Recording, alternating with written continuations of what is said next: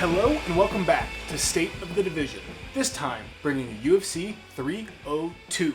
One more to go before 303 and a fight I know we're all waiting for. That being said, coming off of UFC 301, a card that really surprised me, brought out some really good fights, some really exciting fights, put a lot of people on the radar, it made some people stand out a lot. 302 is what I thought 301 was going to be. Here we don't have a whole lot of really amazing fights. The title fight is going to be fun. Jailton Almeida is always a fighter I like seeing go. I think he's a jolt the heavyweight division needs. Costa Strickland should be a good fight. I'm excited for Holland Oleksiejczuk, or however you say it. I think that'll be an interesting fight. But this isn't a super loaded card, and I think coming off of 301, this has some fairly large shoes to fill. I do think we're going to see a bit from this card, but I'm not as pumped for it as I was 300. I don't think I'll be as surprised as I was with 301. That being said, we got housekeeping and a butcher's bill to do, and that butcher's bill is a doozy this week. Housekeeping. Last card I stumbled into going 11-2 with a cancellation, so that fight is wiped from the record, bringing my total for the year to 39-23-1. The last minute replacement of Junior Tafa really screwing me here.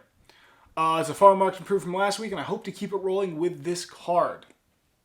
The butcher's bill, though, is a bit of a mess. Starting, Park Hyung-sung, sorry if I said that wrong, was out against Andre Lima and was replaced by a Mongolian fighter named, dear God, Niem Jargai Tumendembere, who at the last minute, while I was finishing this script up, is now out of the bout and was replaced with Mitch Raposo.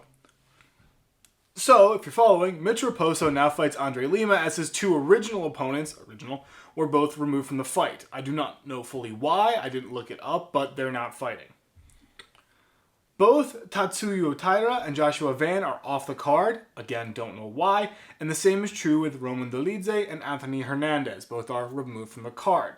That does bring our total fights down a fair amount and throw some weird stuff in there because Raposo is basically being called up from Cage Warriors to come fight in this, so I think that does throw a wrench in some of the plans for these fights. That being said, kicking us off, the late replacement, 9-1 Mitch Raposo, takes on 8-0 Andre Mascote Lima. Dead even age at 25, 2 inches in height, rolling to Lima with 3 in reach, also going to Lima. Now, Raposo is a late replacement and has no real UFC fights. Only a Contender Series loss to Jake Hadley. Outside the UFC, he looks like a decently rounded finisher with 4 KO and 3 submission wins. He is riding a 4-fight win streak in 3 different promotions, all won by finish, so there is an immediate danger there of him finishing the fight if he gets that moment. Lima also comes in with 2 fights, though one of his was a Contender Series and his one actual fight ended by DQ with his opponent biting him. Something I forgot happened. Now, as a whole, he's much more of a striking-focused fighter with a 3.98 to 2.67, and in his Contender Series fight, he outstruck his opponent 61-25. Does also have 5 career KO wins, which does speak to some sort of power he's able to pull on when needed. In terms of the ground game, he works with a 1.31 average for okay chunks of ground control time. There's certainly fighters that do him better, but it's a noticeable amount of time. This feels like a bit of a situational or option piece of his toolbox, and it's not something he's always going for. Vegas likes Lima by a decent margin, and I will agree. Could Raposo win? Yes. Do I know how? No, and that's kind of the issue. I don't got a lot on Raposo, but there's simply more stuff that tilts the needle in Lima's direction. Lima was in a camp going into this, prepping for a fight. He's not a late last-minute replacement the week of the fight that Raposo is. And while Lima's had to switch opponents, I don't know if that matters as much because I don't think Raposo is leagues above the other 2 fighters he was going to be fighting. He's still training for a similar type of fighter, or maybe someone who's a little worse than those fighters. So in the end, I am going to go with Lima, more so just because Raposo is the late last-minute call-up, and I don't have a lot on him. 9-2, Alan Fiona Perez goes for 3 in a row against 13-5, Jocelyn La Pantera Edwards. Edwards is a year younger at 28, 1 or 3 inches taller, depending on what website you feel like looking at, with reach being a definite 4 inches in favor of Edwards. Now, Perez does only have 3 fights in the UFC, so the sample size is a bit small, but as a whole, she looks to be a control-focused grinder with both her UFC wins being unanimous decision and 4 total decision wins in her career, though she does also have 4 KO wins. Now, in the numbers, she rolls with a 2.96 to 1.18 in striking, which does speak to her wanting to control the fight and keep everything in her ballpark. And despite outstriking her opponent in her last 2 fights, the total strikes of the bout barely crossed 70 one of those totaling 72 and the other 62. And while she does have 4 KO wins, she hasn't recorded one since a corner stoppage in May 2022. Now with takedown, she rolls with a 4.89 that is admittedly buoyed by a 10 takedown fight against Ashley Evans Smith, but it does show she wants to spend chunks of the fight in control and limiting her opponent's offense. Edwards is a grinder. I wouldn't call her a control-focused one. Instead, she works her opponents on the feet with a relatively high pace. In the numbers, she has a 4.71 to 3.36 in striking, which does show how she doesn't always pull away from her opponents, but is at least able to hold a small lead that can tilt the judges in her favor. Now, with her ground game, she has a 1 flat, but the actual landed and effectiveness is all over the place. She had 5 takedowns in her most recent fight to lose by unanimous decision, but against Lucy Pulidiova, she landed 0 and won a split decision. More importantly, I feel I have to note her 64% takedown defense, especially going into this fight. Vegas takes Perez by a narrow margin, and I will agree. My main reasoning here is that we've seen Edwards struggle with the likes of Jessica Rose Clark, who landed a lot of takedowns on her. Didn't get the most control time, but constantly taking her down, putting her against the cage, and forcing her to defend was something Edwards really struggled with and couldn't get her own offense going. I imagine Perez can do the same, and while Edwards had been on a pretty good streak, only recently losing, and Edwards landed 5 takedowns in that loss, I think Perez is able to match her on the ground or negate her ground game to the point where it's really not going to be effective as she wants it to be. So in the end, I am going to go with Perez. Ending off these prelims rather quickly. 7-5, Mickey Gall looks to get back on track against 8-4-1 Basel, the Habibi Hafez. Both fighters are 32, with 3 inches going to Gall and 2 inches in reach, also heading to Gall. Gall is the UFC veteran here, but is on a 2-fight losing streak, as well as not fighting since 2022. Stylistically, he is a submission-focused fighter, with 5 of his 6 UFC wins coming by that method. Following that note, he carries a 1.21 takedown average, which does speak to his ability to make use of the landed takedowns to work the finish. He does struggle a good deal in fights without a takedown, or ones where his opponent takes the initiative on the ground. On the feet, he is a bit weaker, with a 2.94 to 4.25 in striking, highlighting his reliance on the ground game and focus on it. Hafez is the newcomer here, coming off a split decision loss to Jack Della Maddalena in 2023. His career stats have him with 1 KO, 4 submission, and 3 decision wins, which does show a preference for the ground game, and while he doesn't excel in the striking, he is often good enough to match and avoid the KO loss. Hafez has the Vegas nod, and I will agree.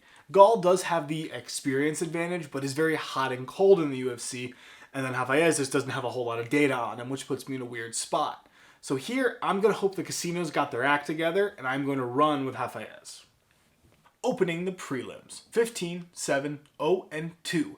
Nico, the hybrid Price, looks to stop Biskia against 24-9-0-1. Alex, the Great White, Morono. Morono is 1 year younger at 33, with 1 inch in height going to Price, but 4 inches in reach, also going to Price. Price stylistically is a kill or be killed fighter, with 6 of his 7 UFC wins coming by finish, though his most recent win came by unanimous decision. However, one does have to look at how he is a bit of a streaky fighter, having only won 1 fight since May 2020, despite fighting 6 times. Now, in striking, he works a 5.46 to 5.60, which does highlight the kill or be killed style and the reliance on power to serve as his equalizer. In turn, he is susceptible to getting caught. Does have a .70 takedown average, and while it does generate control, it is used very sparingly, and against fighters with more aggressive ground games, it can be shut down. Morono is a bit of a streaky fighter, and unlike Price, seems to be more of a striking-based grinder. Now, on the feet, he carries a 4.87 to 4.16, which isn't great, but does speak to his toughness and ability to match opponents. Now, it's hard to explain, but he seems to alternate between outstriking and controlling his opponents on the feet, or getting into these close, more control-based fights. I don't really know why, but looking at his numbers, it just seemed to be outpace, super close. Outpace, close. He hasn't really seemed to have much of a takedown game with a .32 average, but there is some submission threat there that he can call on. Vegas favors Morono, and I will agree. Price is kill or be killed, but he is also on a 2-fight losing streak, which means the hot hand is more with Morono in this moment. And that grinding style can work against Price. We've seen him lose decisions before. Both fighters are pretty good on the feet, but Morono has that sort of... Morono with his grinding style, I think, takes the edge because he's better at slowing the fight down, and he has a better chance of keeping Price from exploding with his offense. And if Price does, I think he might be able to endure the offense to keep the fight going into later rounds, where I think more of the advantage slides his way. 10-4, Philip, Fresh Prince Rowe. hunts for the rebound against 19-7 Jake Celtic Kid Matthews. Matthews is 4 years younger, 4 inches shorter, with 7 inches of reach, also going to Rowe. Now, Rowe is a finisher with all 4 UFC wins coming that way, and in the striking carries a 3.94 to 4.32. This does highlight how he relies on the finish, as against some higher competition, he has been forced to come back in order to win the fight, never really sitting comfortably with a lead. Also worth looking at is the fact that all his UFC fights at least made it to the second round, which does make me believe that he pours it on more in the later round versus that first round. In terms of takedowns, he's got a .85 average, and it seems to be more matchup or situational over his main game plan choice. Matthews is another streaky fighter, but as a whole I would call him a grinder, though his last 2 wins did come by finish. Striking sits as 3.30 to 2.56, which does highlight how he doesn't want to let the striking totals grow too much and keep the fight slower and in his wheelhouse. He also is rarely outstruck by a major margin. Only his most recent fight comes to mind, which speaks to his ability to hang in there. He does have a 1.59 takedown average, but last landed a takedown 3 fights ago in 2022, which makes me believe is a situational or matchup choice. Their favorite is Matthews, and deciding live, I'm going to pick Rowe. Part of this is a hype train I've cooked up in my head that I am running with, but I do like Rowe being the finisher coming in who likes going to the second round, versus a fighter who kind of grinds it a bit more. He wants to go to those later rounds, and if that's where Rowe begins to pour it on past that first, you're pretty even going into that second round, and I think Rowe's finish ability puts him a notch above Matthews in this fight. Of course, I could also be totally wrong. 22-1, Grant K.G.D. Dawson squares up with 13-4, Joe Solecki. Even age across the board with 1 inch in height, rolling to Dawson, as well as 2 inches in reach, also going his way. Dawson is a finisher with a definite preference for the ground with 13 career submission wins, and in the UFC he has a 3.68 takedown average, and it makes a regular appearance in every single one of his wins. He often will land multiple takedowns in his fights, and on the same note, he also makes multiple submission attempts, which speaks to the tendency to push the pace on the ground. On the feet, he has the classical ground-focused striking ratio of 2.97 to 2.27, which is functional, but obviously not where the focus lies. One interesting note is he doesn't finish quick going into the second and third rounds in his win. Solecki is more of a grinder in style with a definite preference for the ground. On that topic, he carries a 2.65 takedown average and is very good at generating these chunks of control time off of single take, or even reversing position on his opponents. On the feet, works with 265 to 153, and while it isn't great, he has used it to good enough effect to set himself apart in fights in order to secure the win. Heavy favorite is Dawson, and I will agree. I like his more aggressive takedown game, shooting a lot of takedowns, trying to put someone down multiple times, and I also like pushing for the submission and making multiple attempts in a fight. If it comes to staying on the feet, where we've seen double grappler fights do this before, Solecki has the advantage, but I don't think this fight stays on the feet. I think this fight will end up going to the ground, given how Dawson likes shooting a lot, and Solecki's fine trying to reverse an opponent's position, and he's done it before. In the end, I'm still going to go with Dawson based on the more aggressive submission and more aggressive takedown game that I think gives him a slight edge over controlling when this fight goes to the ground and where this fight goes to the ground. Ending off these prelims. 5-0, Cesar Cecina Almeida looks to stay perfect against 12-3 Roman Koplyov. Koplyov is 3 years younger at 33, does surrender 1 inch in height, but he does take 1 back in reach. Caesar's the newcomer here with 1 actual fight and 1 contender series fight, both of which he did win. In his career, he rolls with 4 KO wins and 1 decision, which does speak the preference for striking. I can't comment on any sort of takedown game, but he does have a 62% takedown defense, and in his contender series fight, he was able to generate 5 minutes of control time without a single takedown and getting taken down 3 times. In both his UFC fights, he did lead the striking by a sizable margin and was very good avoiding damage on the feet. Koplyov is the veteran fighter here and also comes across as a finisher with a definite preference for the feet. He has a 4.66 to 4.10 in striking, which does show his willingness to let power be the decider. It does look like he has a good strike variety, with kicks serving to diversify his arsenal. Worth noting, he has not lost by KO in the UFC yet, but has been finished by submission. He does have a .42 takedown average, but doesn't really shoot too effectively or often, which does speak to the striking preference. Vegas gives the smallest of nods to Almeida here, and I'm going to agree. Once again, I'm putting my faith in the money counters here. But Koplyov is very streaky in the UFC, winning, losing 2, winning 1, losing 2, kind of going on that tangent. And we've seen him lose in very specific ways, and going into this fight, both fighters tend to like the feet. While Koplyov does have a diverse and the ability to win with the power, he's also willing to wade in and get hit, which has backfired on him before. And I'm just kind of betting on Caesar to be able to pull that power in this UFC fight and catch Kopliov when he wades in, because I imagine he will. I don't think he's going to do too much dancing around the damage. Kicking off the main card, 18-5, Randy Rude Boy Brown looks for 3 in a row against 24, 7-1. So sorry. Elizeu Capoeira Zaleski dos Santos. Brown is 4 years younger, 4 inches taller, with 5 in reach, also going his way. Brown comes into this fight as a striker with definite finishing ability, but also has shown the ability to go the distance and take the decision. In striking, he carries a 4.37, a 3.33, which does show his tendency to get hit in fights, but in most of his wins, he's able to pull ahead and hold the striking lead. In terms of power, I feel like it more so lurks in the wings and can come out at any time, but it's definitely inconsistent in its appearance in fights. Going to takedowns in the ground game, he rolls with a 0.78 average with infrequent use. He can, emphasis on can, generate chunks of control time, but since 2022, he has about 3-something minutes in ground control with only 2 takedowns. There is a submission game there with 5 career submission victories, though his last UFC win by that method was in 2021. One final thing of note is his takedown defense sits at a solid 74%, which helps him keep the fight where he wants it to be. Dos Santos is similar in style, coming across as a grinder who likes to control the fight and be in the driver's seat. His striking is solid, a 4.52 to 3.33, which does reflect that controlling style. He can pull ahead in terms of striking with heavy leads, but I'll say that more often than not, the strikes sit relatively close together. He doesn't seem to have much KO power, his last win by that method coming in 2018 by a flying knee, so he does also have that striking variety. Looking at takedowns, he has a 0.43 average, but backing that up is his ability to reverse position and play off his back. So he's able to generate small chunks of control time off his opponent's ground game, but obviously this can be turned against him. In another narrow fight, Brown comes out the favorite, and I will agree. Dos Santos has a definite chance to win. He has the skill set that I think can match Brown, and I think he has the ability to endure a lot of what Brown can do. This kind of comes down to what do you value more here? And in this fight, I'm going to value Brown's explosiveness. And while his KO power is inconsistent, it's been more consistent than Dos Santos. He's been able to call it on more.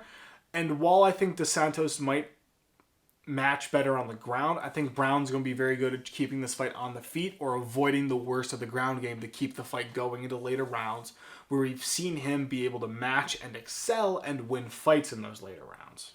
20-3, Gelton Maldahino Almeida looks for a path back to contention against 17-2 Alexander King Kong Romanov. Almeida is a whole year younger at 32, 2 or 1 inches taller because the sites can't agree, with 4 in reach definitely going his way. Almeida is a ground-focused fighter who excels at controlling his opponents and limiting their offensive ability. In terms of takedowns, he rocks a 6.88 average, which is great in the heavyweight division, and he has at least 1 takedown in every UFC fight and 4 submission wins in turn. On that same note, his submission game is incredibly dangerous and something he can get going quick and end a fight early, and if he's unable to sink a submission, he's able to ride the control time for a decision win. Striking is good with a 2.54 to 0.74, but I will admit the absorb is a little buoyed by the mass chunks of control time and ending fights quickly with takedowns and submission. Looking at his fights against Blade, he did take him down 9 times for 4 minutes on ground control, but was knocked out in the second round, getting outstruck 16-1. Romanov is a similar fighter, but he does strike a little more with a 4.06 to 2.20 on the feet,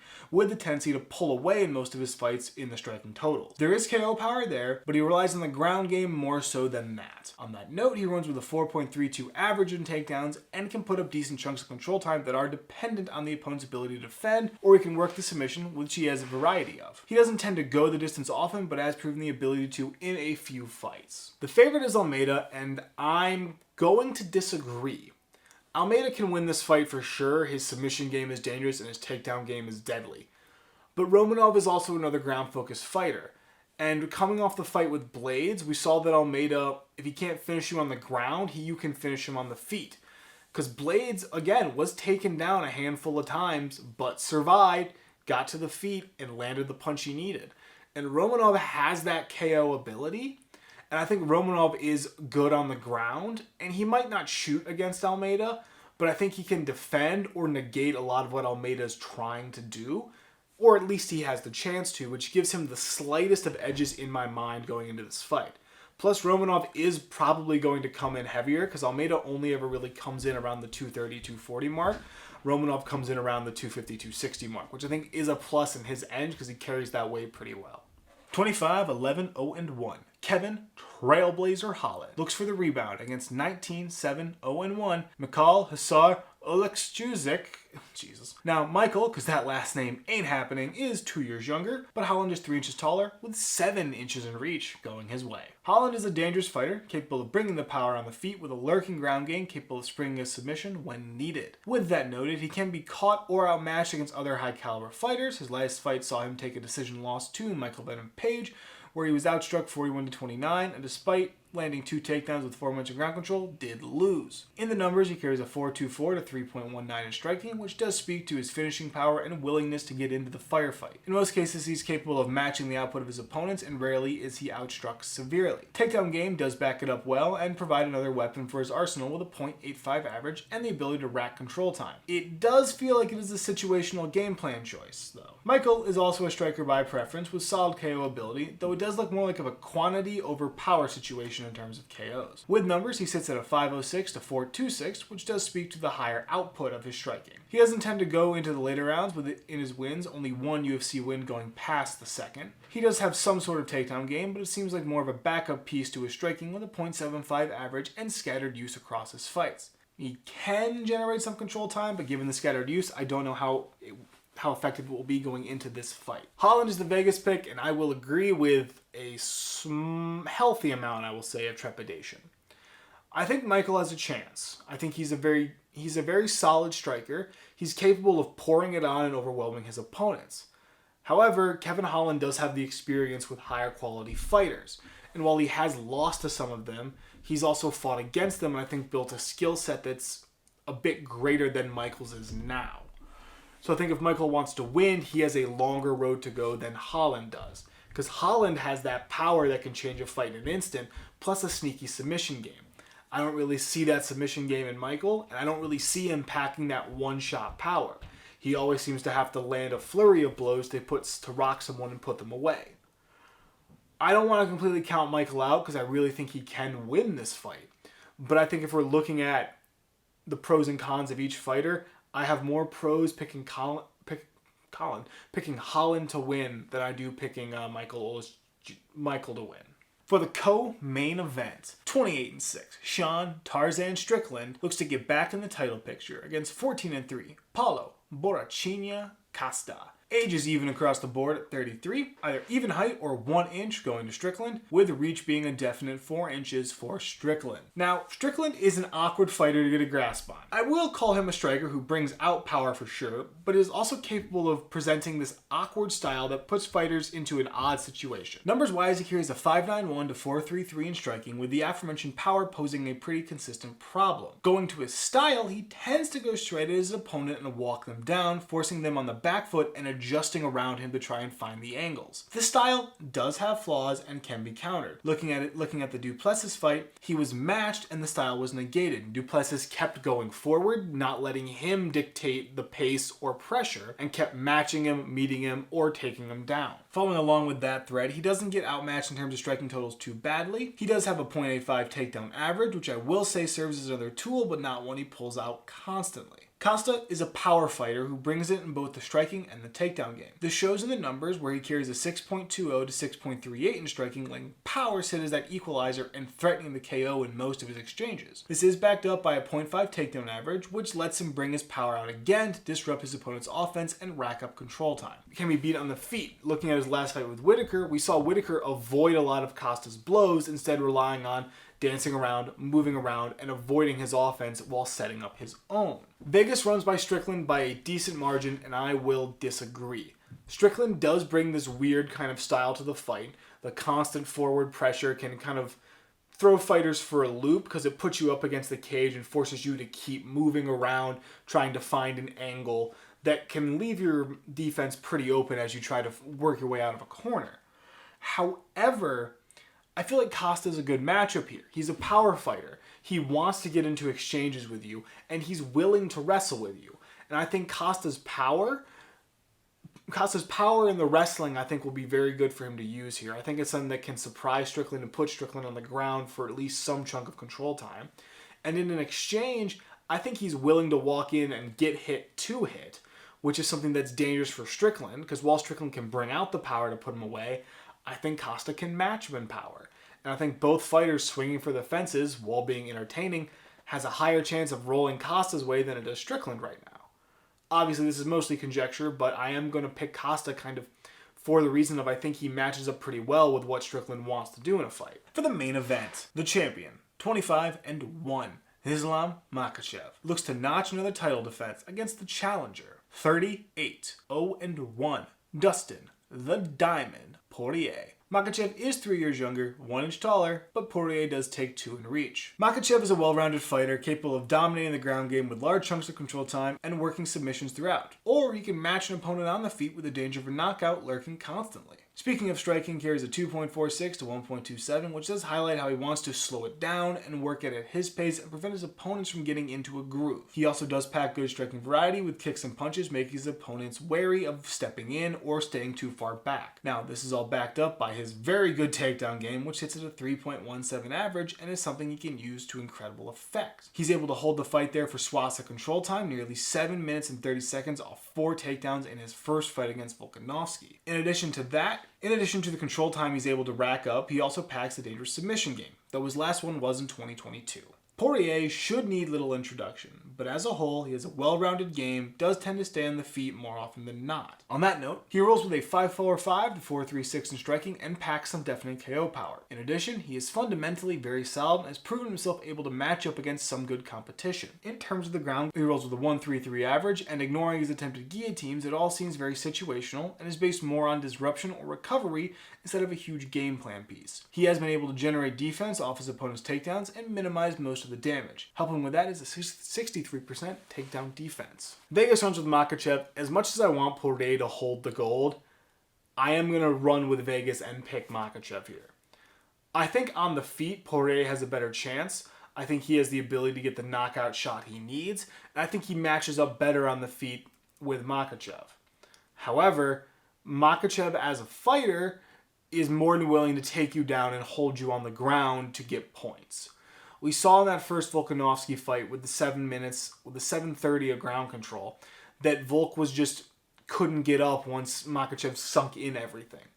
And while Poirier, I think, might be able to do a little better, this being more his natural weight class and all that, I still think we have the issue of, I think Makhachev's ground game is better than Poirier's.